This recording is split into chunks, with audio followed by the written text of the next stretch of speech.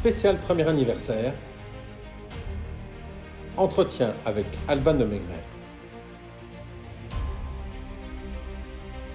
À découvrir également et surtout en images sur la chaîne YouTube d'Encre d'Histoire.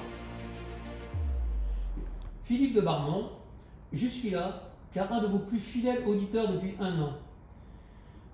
Assidu et impatient chaque jeudi de découvrir, d'écouter avec émerveillement et amusement une page d'histoire en 9 minutes. Et pourtant, je m'interroge, qui êtes-vous, Alban de Maigret? Vous avez créé la chaîne de podcast Encre d'Histoire qui fête sa première année d'existence. Pouvez-vous nous raconter cette aventure? Bonjour Philippe de Barmont. 2020 est arrivé, confinement, monde à l'arrêt, et s'est imposé la nécessité de rebondir dans un contexte pour le moins complexe, et l'occasion pour moi de réaliser un vieux rêve. Entre l'idée et le lancement, comment cela s'est-il passé?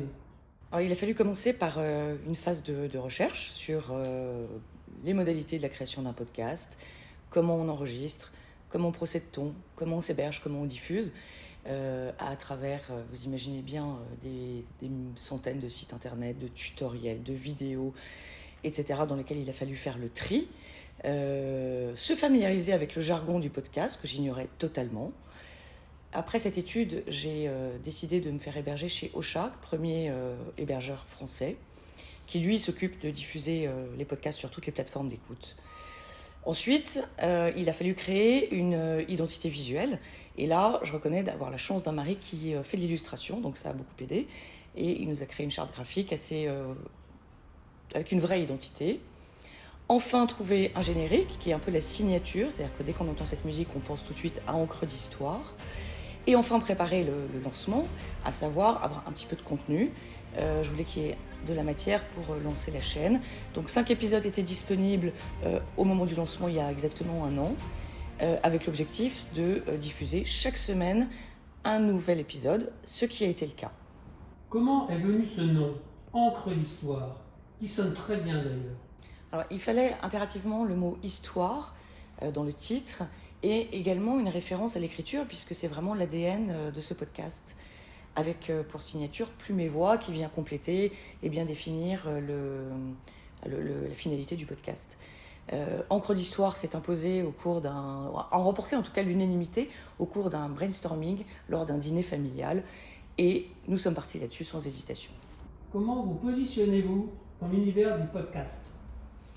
Alors, assez différemment des autres podcasts historiques, dans le sens où je suis la seule à bord, je tiens les rênes, à savoir, j'effectue les recherches, la rédaction, la recherche d'illustrations sonores et l'enregistrement de la voix. Contrairement à beaucoup d'autres podcasts historiques où il y a des intervenants, des débats avec des historiens, des interviews, etc. Voilà, j'ai bien conscience de ne pas être dans l'air du temps de l'univers du podcast à travers mon ton et mon langage, mais je l'assume entièrement. Ce podcast est également aussi une vitrine de mon travail d'historien et de plume, qui a pour vocation d'essayer de décrocher des contrats d'écriture, de journaliste, d'articles et autres contenus. Diriez-vous que vous faites de la vulgarisation? Alors, oui et non, mais plutôt non. Mon objectif, c'est la transmission de la langue de Molière qui m'est si chère, avec ses racines grecques et latines, d'une culture générale, d'histoire et de littérature qui tient une place de choix dans mon podcast. Certains sujets pourraient être pris comme de la vulgarisation pour un auditeur qui est complètement candide sur le sujet. En revanche, quelqu'un d'un peu plus aguerri verra certainement en filigrane certaines références qui prouvent que ça n'est pas de la vulgarisation. Je vais prendre un exemple, l'épisode sur César Ritz. Il y a une phrase qui pourrait paraître anodine et que j'aime beaucoup, qui est « César adopte Auguste ». Évidemment, si l'on n'a pas la référence de Jules César qui a adopté Octave, Octave étant le futur empereur Auguste, premier empereur romain, on passe à côté. Donc à ce titre, ce n'est pas de la vulgarisation. De la même manière, sur mon épisode 54, le dernier, sur le syndrome de la page blanche, la guerre de Troie n'aura pas lieu, où je me moque un petit peu sans me moquer, parce que c'est un vrai sujet, un peu personnel aussi. En fait, il est truffé de références à la guerre de Troie, Ajax par-ci, Pénélope par-là, Cassandre, Agamemnon, Ménélas, et j'en passe. Pouvez-vous nous en dire davantage sur votre parcours? C'est vrai que certains auditeurs m'ont dit aimer connaître un peu l'histoire des personnes qui sont derrière la voix des podcasts qu'ils écoutent. Or, je reconnais que si je raconte l'histoire, je ne raconte jamais mon histoire. Donc c'est l'occasion un petit peu aujourd'hui. J'ai une formation littéraire, je suis journaliste historique et patrimoine, mais également prête-plume, concepteur-rédacteur, rédacteur de mémoire, de contenu d'une manière générale. Par le passé, j'ai également organisé des événements, j'ai accompagné des voyages culturels, j'ai réalisé des formations pour des cabinets d'avocats, j'ai fait quelques passages télévisés, j'ai travaillé dans la publicité. Voilà. À ce titre, je me considère comme un couteau suisse dont la lame la plus aiguisée est très probablement ma plume. Voilà. J'aime les mots. J'aime les mots, j'aime composer avec les mots, j'aime leur étymologie, j'aime leur sens, leur sonorité, et j'aime les accorder dans une partition pour créer émotion et sonorité. Les sujets que vous abordez sont assez divers. Comment les choisissez-vous? Avez-vous des sujets de prédilection? J'ai deux amours, le 19e siècle et Paris. Voilà pour mes sujets de prédilection. Néanmoins, je m'efforce de traiter tous les sujets et toutes les époques, d'alterner des portraits, des batailles, des inventions, des anecdotes, et puis ce que j'appelle aussi des sujets libres. Voilà. Mes sources d'inspiration sont, vous l'avez compris, la littérature et l'histoire, mais également l'art, les voyages ou la gastronomie.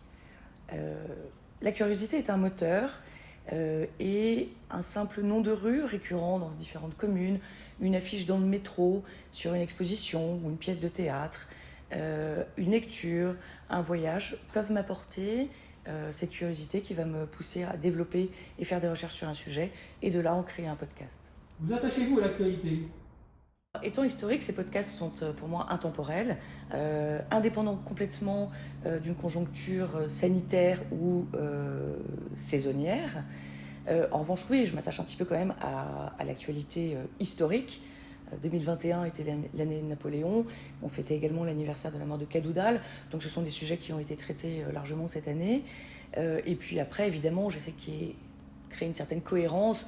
La trêve de Noël ou les grands magasins ont été plutôt diffusés en décembre, tandis que Absinthe et Pastis ou Mer Méditerranée, notre mer, l'été. Comment procédez-vous concrètement? Alors, une fois le travail de recherche terminé, les sources vérifiées et la rédaction achevée, je procède à l'enregistrement de la voix.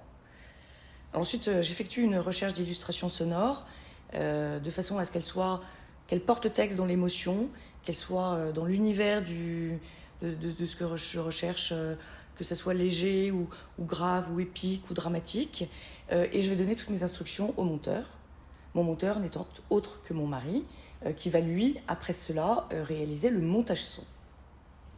Par ailleurs, c'est également lui, après recherche iconographique que nous faisons très souvent tous les deux, réaliser une pochette dédiée pour chaque épisode en lien avec le thème. Comment faites-vous la promotion de votre podcast? Alors, sur les réseaux sociaux, évidemment, sur mes comptes personnels, mais également au travers des groupes qui fournissent sur Facebook, des groupes historiques, généralistes ou plus spécifiques. Ça, c'est une première étape. Et la seconde, c'est que je contacte aussi des organisations ou des organismes qui sont liés au sujet. C'est ainsi, par exemple, que mon podcast sur les échecs a été relayé par la Fédération française des échecs, ou celui sur le canal du Midi par l'officiel du canal du Midi. Exemple parmi bien d'autres. Quelles difficultés rencontrez-vous?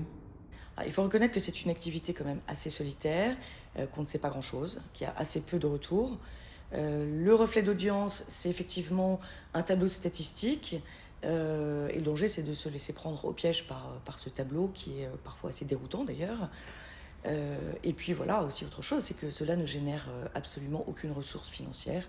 Quelles sont vos plus grandes satisfactions?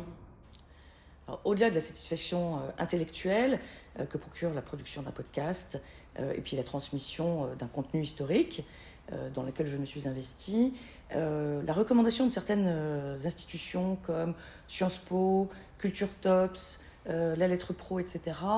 Sont quand même très gratifiants. Par ailleurs, le partage de podcasts par d'autres institutions, comme notamment la Fondation Napoléon, l'Office du tourisme italien, l'Office du tourisme de Saint-Malo, l'Association nationale de la guerre 14-18, je ne peux pas tous les citer, mais en tout cas je les remercie tous, sont effectivement extrêmement encourageants pour moi. Ensuite, il y a les commentaires et les messages privés, ou pas privés d'ailleurs, que je peux recevoir de certains auditeurs et qui donnent envie de continuer. Enfin, mon équipe, mon mari en l'occurrence, et puis aussi l'équipe Ocha qui est très dynamique et pour laquelle je voudrais remercier essentiellement Héloïse Barège. Comment peut-on vous aider? Merci de poser la question. Alors écoutez, c'est pas compliqué. Déjà, on va commencer par écouter, vous abonner à la chaîne, commenter si cela vous plaît, partager, en parler autour de vous. Et puis, si par aventure vous entendez parler de personnes qui cherchent des plumes ou des rédacteurs du contenu en général, n'hésitez pas à penser à moi. Quel avenir pour Encre d'Histoire? Alors, plusieurs sujets sont prêts à être enregistrés, d'autres en émergence. Encre d'Histoire n'a qu'un an, donc c'est encore un bébé et l'aventure continue avec, je l'espère, de belles et futures collaborations. Merci Alban de nous avoir fait découvrir votre univers. Nous pouvons désormais mettre un visage sur cette plume et cette voix. Merci Philippe et à très bientôt sur Encre d'Histoire.